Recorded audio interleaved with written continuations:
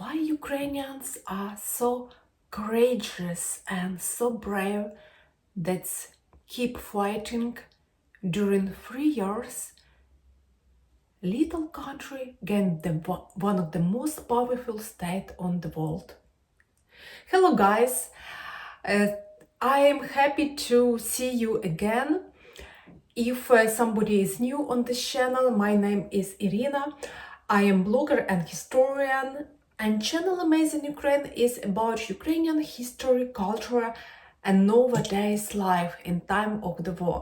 So for answering this question about persistence of Ukraine, I think we need to come back to history.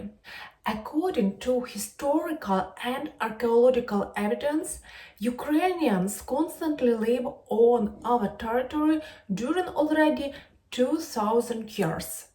Ukrainian archaeologists are doing an amazing job during last 13 years.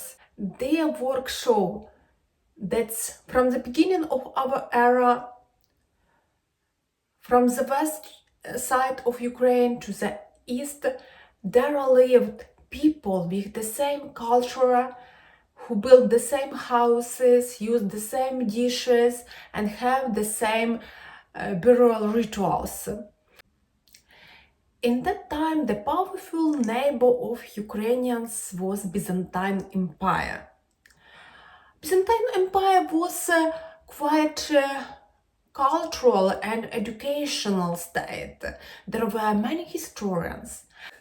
Byzantine historian told that on the north from Byzantine Empire there lived people who were peaceful farmers in peaceful time, but when somebody attacked them, they become brave and courageous warriors.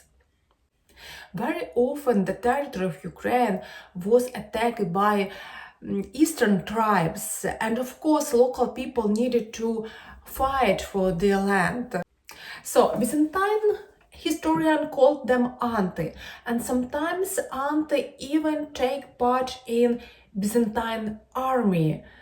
So around 5th-6th century, these people united and created principality. First, their principality was around Kiev. Kiev as a town in that time, yes, in that time appeared our capital, Kiev. Kiev had very good location from that time.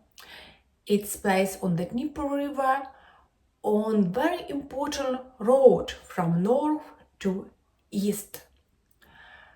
So Viking on the north used this way to go to Byzantine Empire and sell their goods. In the same time, Byzantine merchants came to Kiev, sell their goods here. The history told some Viking rulers even became Kievan princes.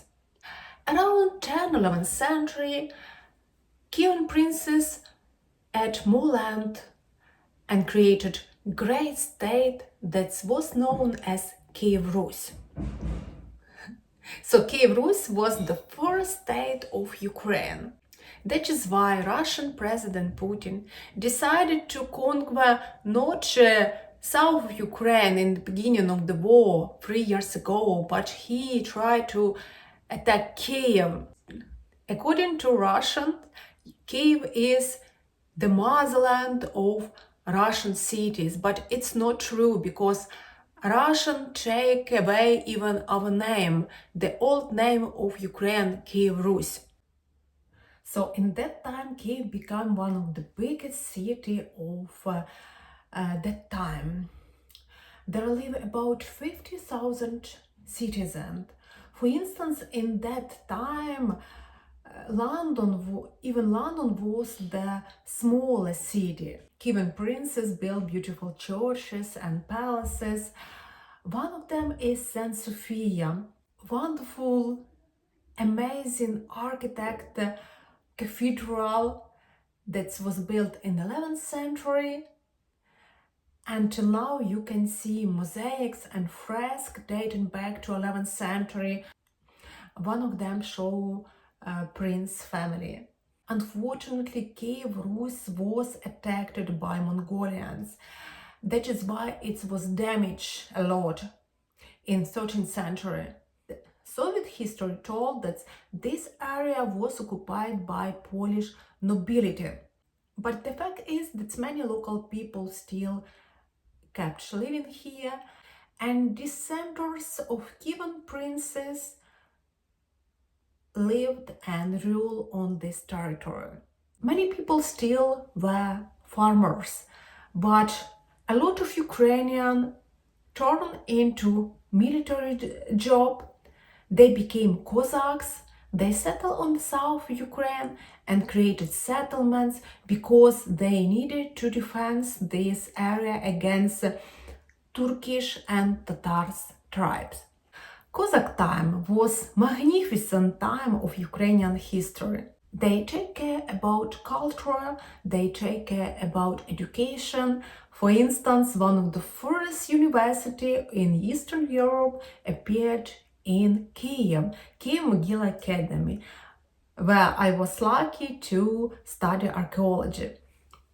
In the middle of 17th century, the head of Cossack army, Bogdan Khmelnytsky, started war against Polish nobility. He told, "We're going to create independent Cossack state. We would like not be dependent of Polish king or Polish magnate." In 19th century, Ukraine was part of the Russian Empire. But even in that time, there was Ukrainian intelligentsia, Ukrainian student from Kiev University who took care about Ukrainian culture and language.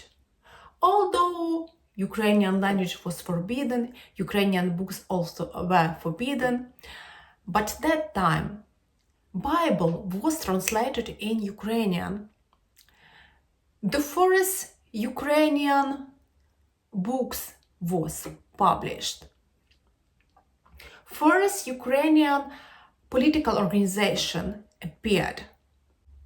In the beginning of 20th century, Russian Empire broke down. And Ukrainians were able to create the first modern state.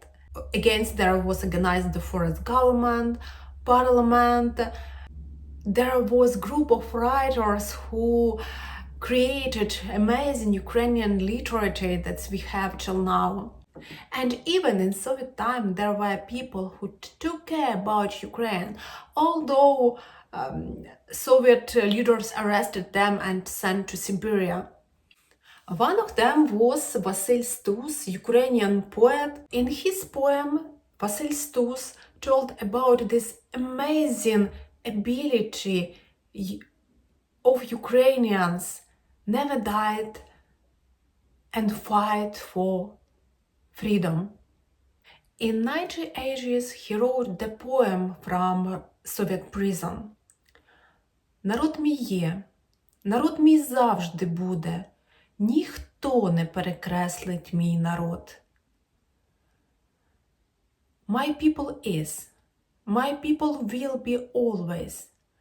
Nobody can destroy my people. Thank you guys for watching. Hope you enjoy my short overviews of Ukrainian history. By the way, I support volunteering group in my village. Ladies who cook food to frontline, to our defenders. If you would like to help them, please send your donation. They will be very appreciated. All information is in description. Glory to Ukraine, glory to heroes. We will win together. See you in the next video.